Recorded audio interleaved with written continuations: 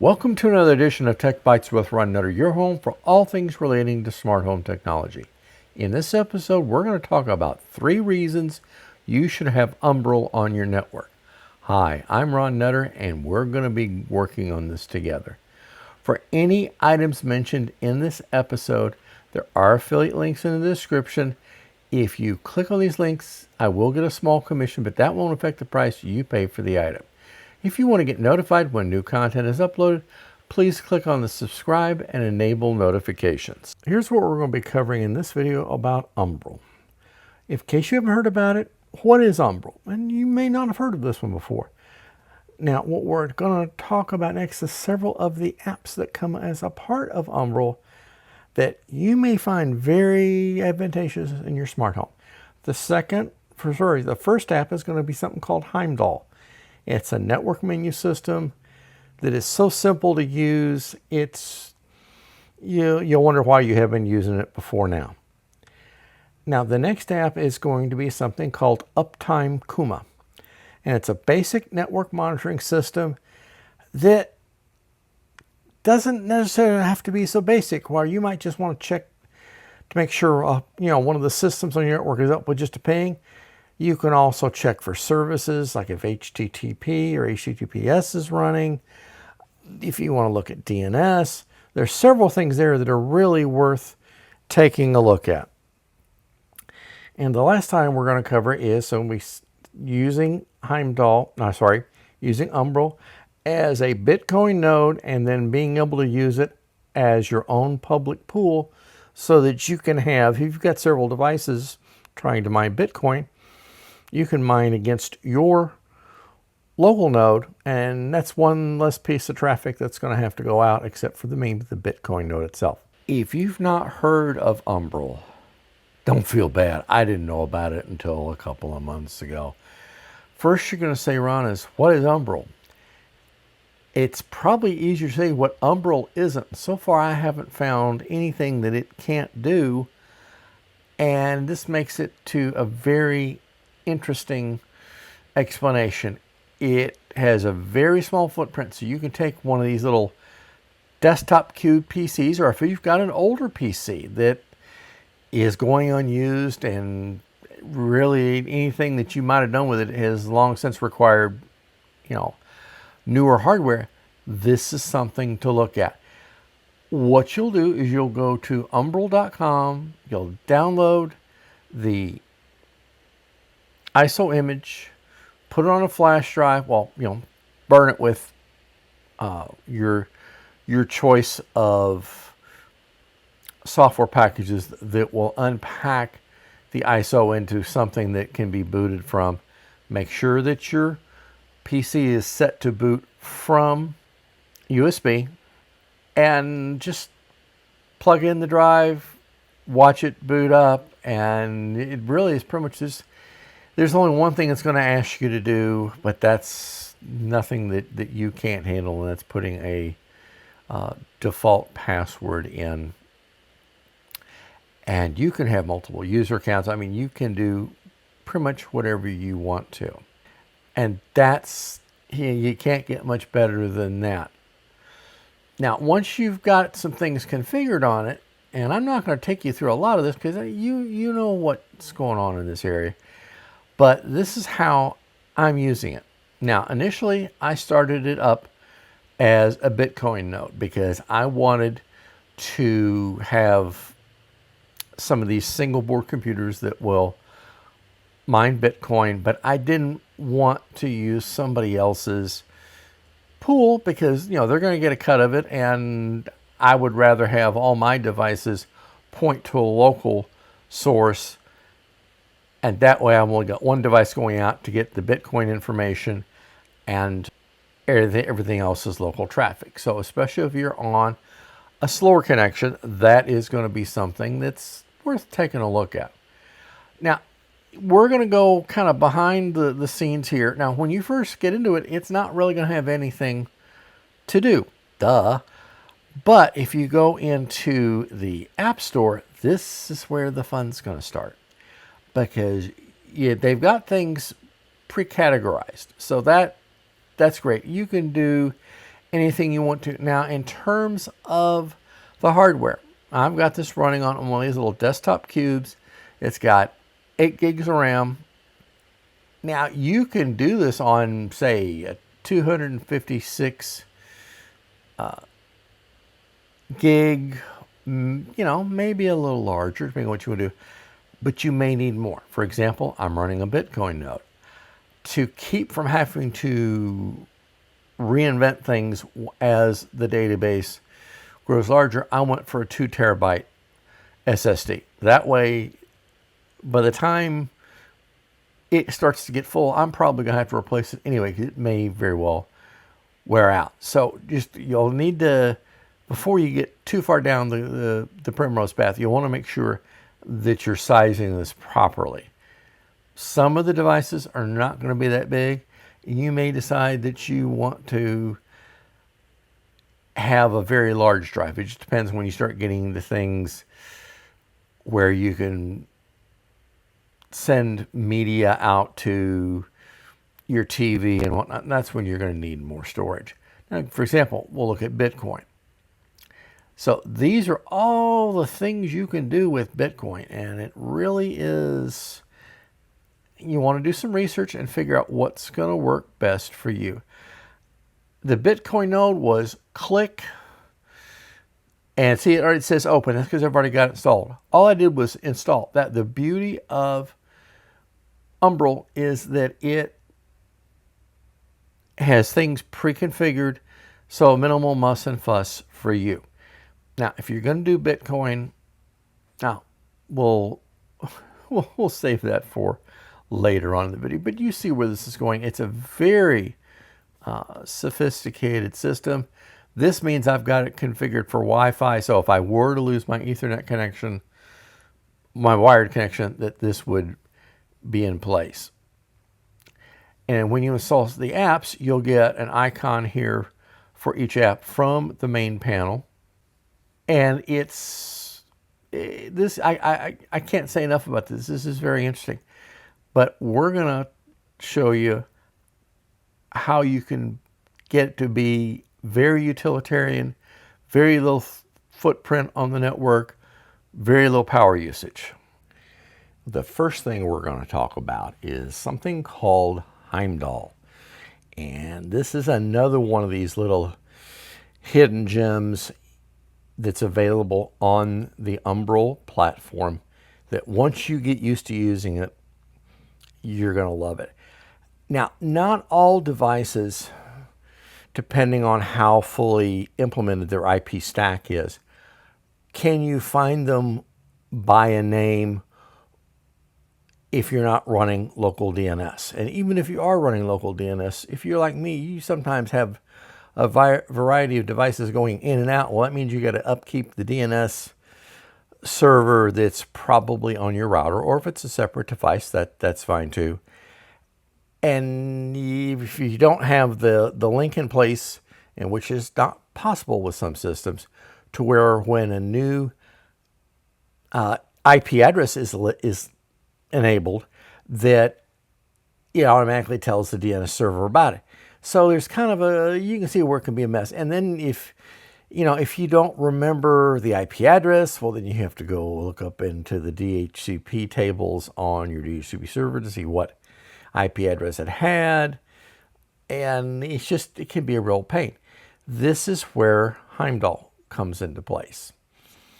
Now, Heimdall is something that basically, it's an intermediate step. And you can see by what I've done here is I've got several of these single board computers that are mining Bitcoin, and I got a slightly bigger one.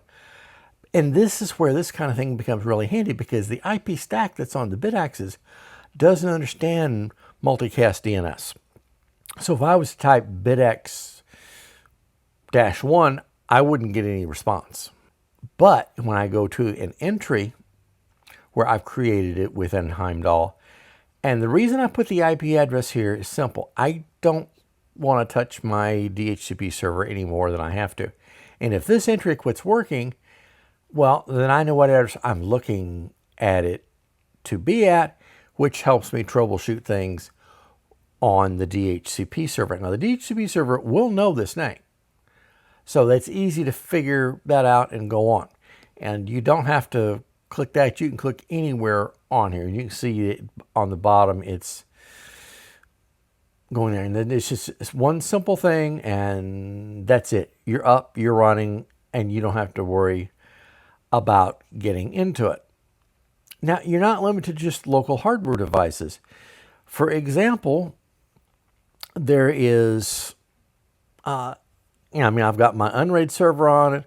I've got something called PyStar, which allows me to take a Raspberry, the Raspberry Zero, whichever one's the itty bitty one, and put a hat on it, and I can take two-way radio traffic from a properly configured handheld, and it hooks me out into the main network.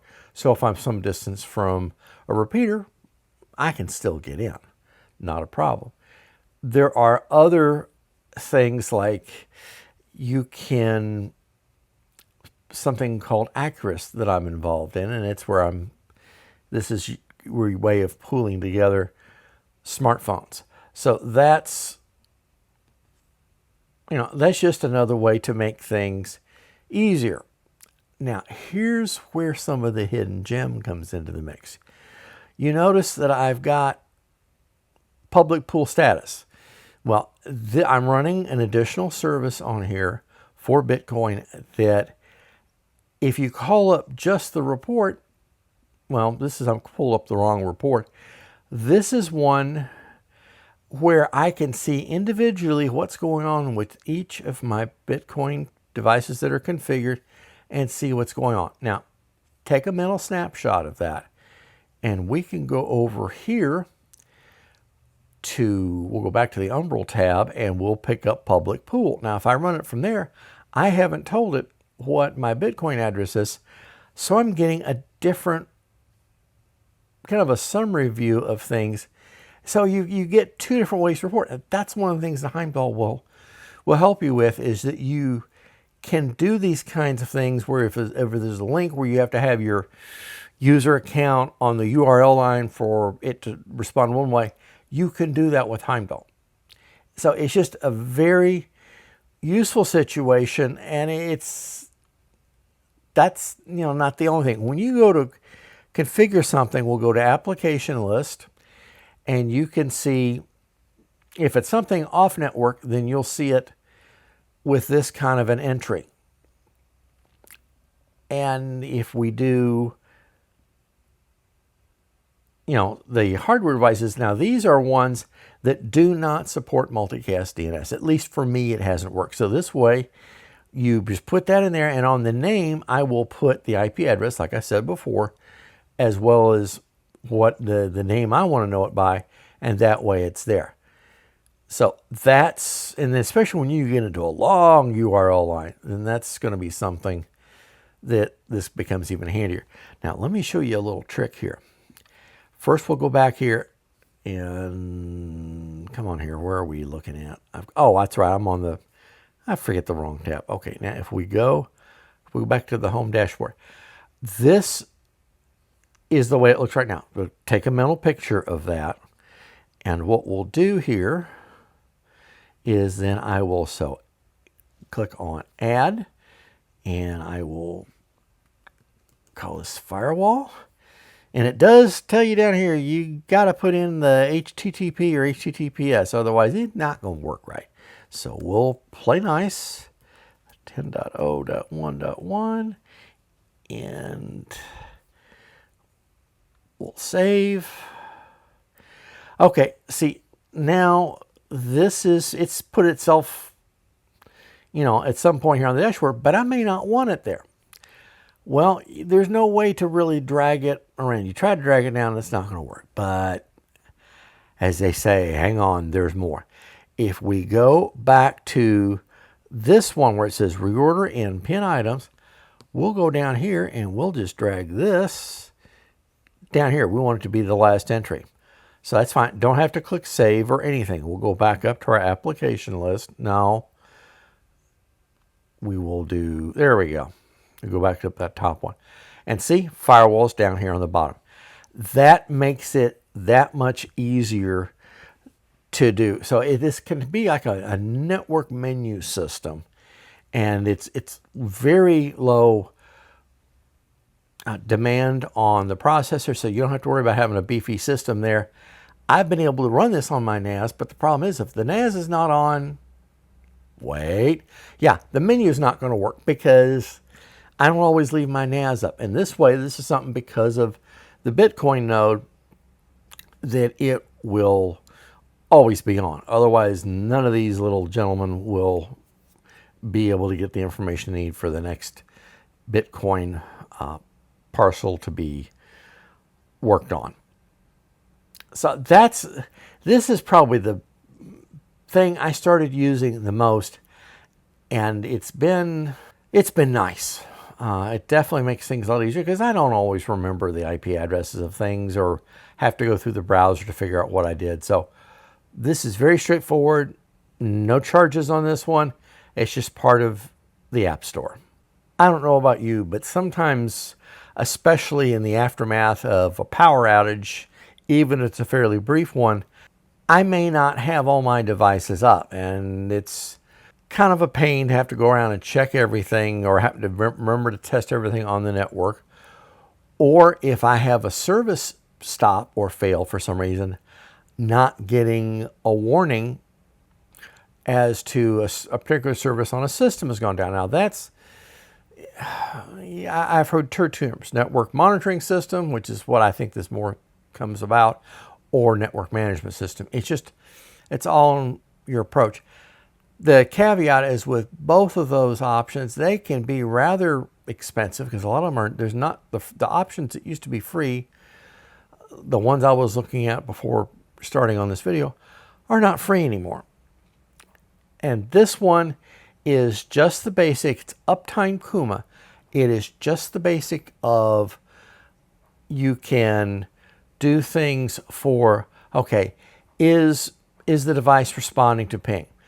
Now, in this case, I've got two different categories, and you can have a monitor that does only one thing.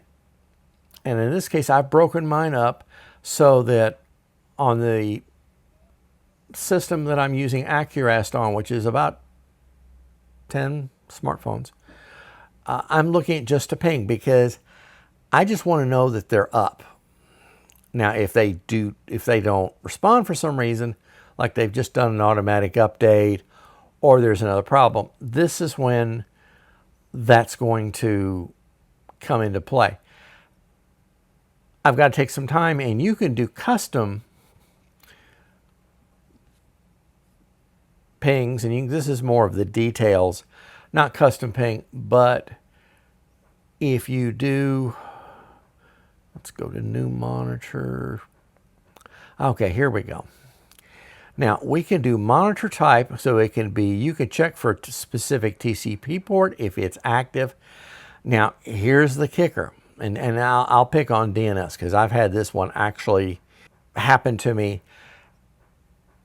If the DNS service is up and running with having a problem, this is probably going to respond and being successful, unless you go into things where you look up a name. That's where if the DNS service is having a problem, it will holler out. So with this one, I mean, you put in the name you want to, know it by, then the actual host name, the resolver server. So you can even have this set up to check specific DNS servers, so that if you run your own DNS locally, that's fine. You can verify that.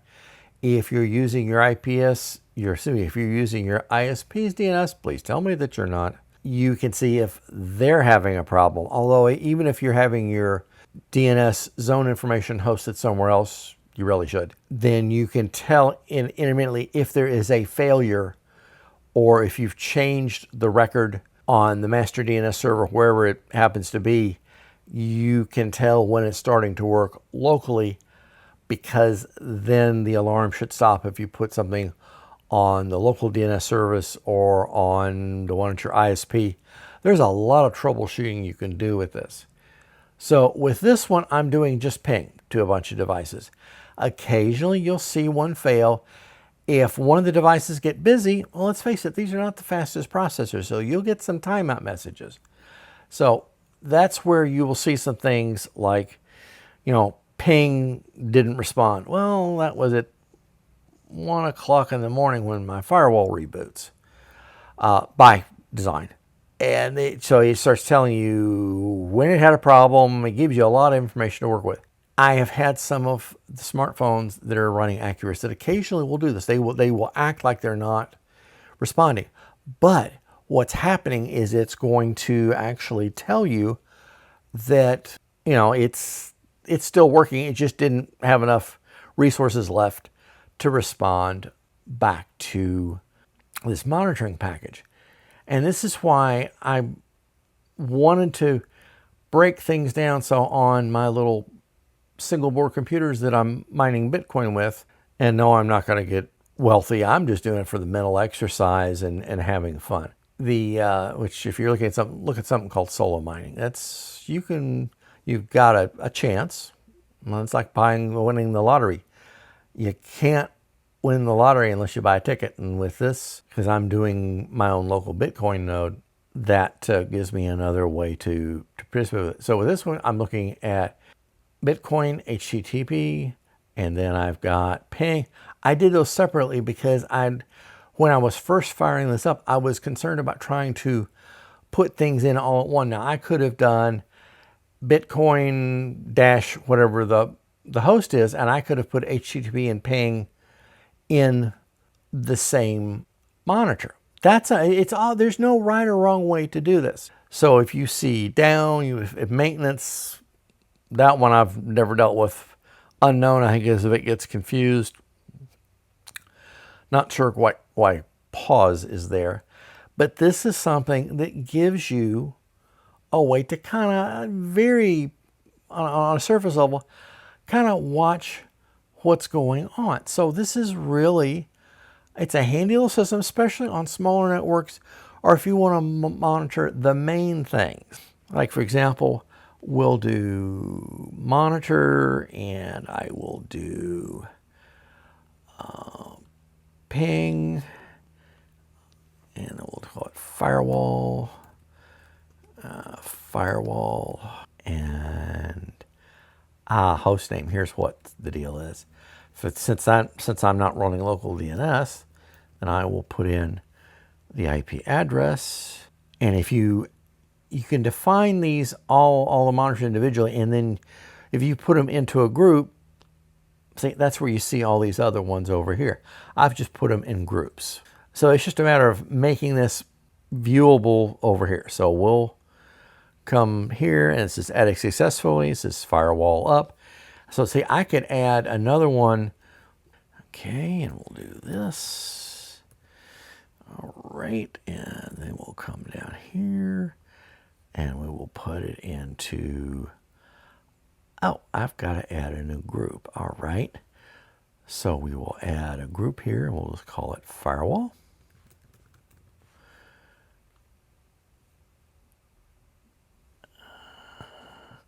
And then we'll click save. Now, see, it's gone down. So this is why you have to kind of finesse things just a little bit. And we'll go into edit here.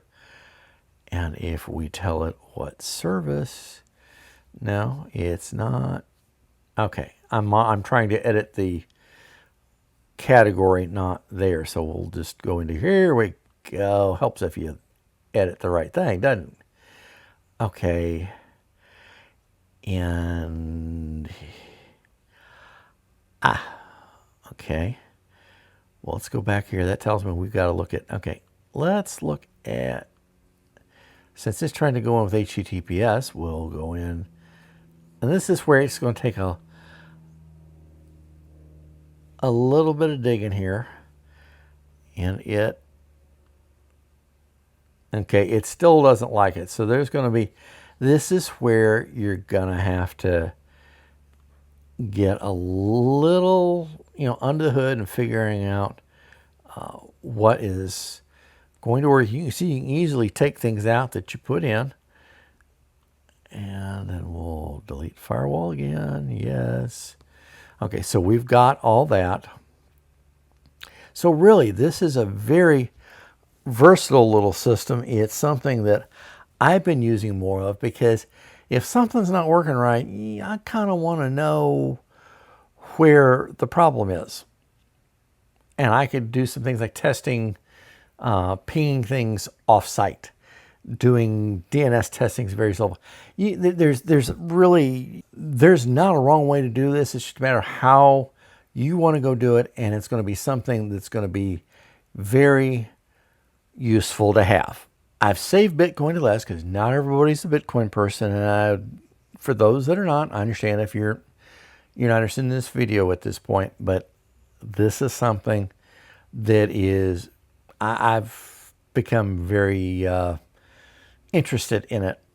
Now, when you've got a Bitcoin node, and this is why I had to put in a 2 terabyte SSD, because right now the database is, or the blockchain, excuse me, it requires around 800 megahertz.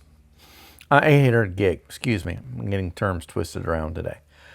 With the Bitcoin node, and literally all you do is say, okay, I don't want it on the Bitcoin node. It will start up. There's no information you've got to give it. It just goes out and handles things.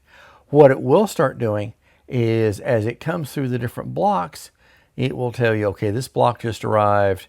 It has this many transactions. It came in 19 minutes ago. You can see how active the system is. Now you will have upwards, well, some of you may have more, but I run around 10 peer connections. So we're all sharing the information. Now, for this to be to the point to where you can point whatever Bitcoin systems you may have locally to it to solo mine, this has got to be right at 100% to get started. Depending on the speed of your internet connection, it took me almost 5 days. So that, it will take a while. So you can be doing other things with this while that's running. So that really is, there's not that much to do with this one, but I will, watch to see that it stays synchronized. If it starts, occasionally I'll see it drop to like 99.9. That's because the block's just come in. It hasn't gotten processed yet. So it may drop temporarily, but 99.9 in the grand scheme of things is not going to be that far away from the 100%. Now, the one thing, if you watch this for a while, I saw this come through and I had a good little chuckle. A block came through and it had one transaction. And my response was, really? But, that was just the way it happened. If you want to solo mine, then you'll want to add, once you've got the database fully synchronized, you will install public pool.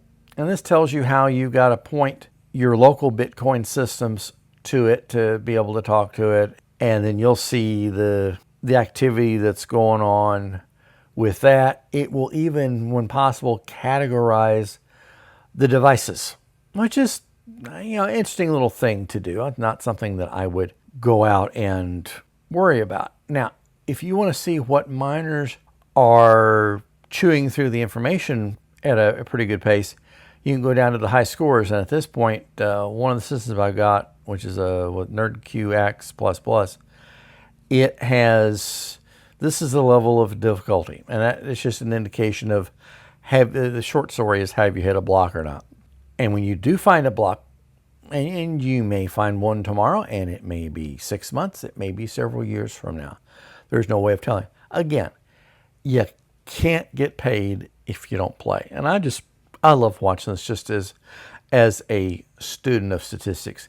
So this way you can run your own pool, and that way when you do get to the point where you hit a block, you're getting the whole reward instead of just what you get after the pool owner has taken their cut. So this is one solution to it. I've got, like I said, the SSD I've got is running just fine. It has really not been a problem. If you go down here to, you can see what system is using the most resources, like public pool is just kicked in. Then there's the Bitcoin node. So you can see kind of what's really laying in the most. And like I said, I put in a 2 terabyte SSD, and right now I'm using not quite half. But with the way Bitcoin has been growing, I now have, this SSD will probably fail before I have to worry about upgrading it yet again. And I've got only 8 gigs of memory, and you can see, well, right now I'm using a fair amount, so I may have to monitor this and put in a little bit more, and you can see how I'm using the CPU. And then when you want to go to that screen, you just click on that one. So that's really, this is just, it was a very overhead view of what this can do for you. And it's really, it's been interesting for me. And the fact that all I was really out of pocket on this was buying one of those mini desktop cube PCs and a larger SSD, and just spending my time learning how to implement the different packages, then that's fine. So really, it's you can get as much out of it as you want to, and it's really very versatile. Being able to have Heimdall, because see, Umbrel understands and participates in the multicast DNS. So I just type Umbrel, which I can remember, and then it brings this all up. Click on Heimdall. I then can get to everything that I want. So it has some advantages, and something that I think is worthwhile for you to take a look at. If this video helped you, I'm happy to know that. Please consider subscribing to the channel, and if you can give me a like, I'd appreciate that too. If you're watching this on YouTube, you will see videos on the screen that are similar to the one you've just watched, or other content that YouTube thinks you might be interested in. If this video helps you or provides value, please click on the like button, thumbs up. If you haven't already subscribed to the channel, please click on subscribe and enable notifications. See you in the next episode. Thanks for watching.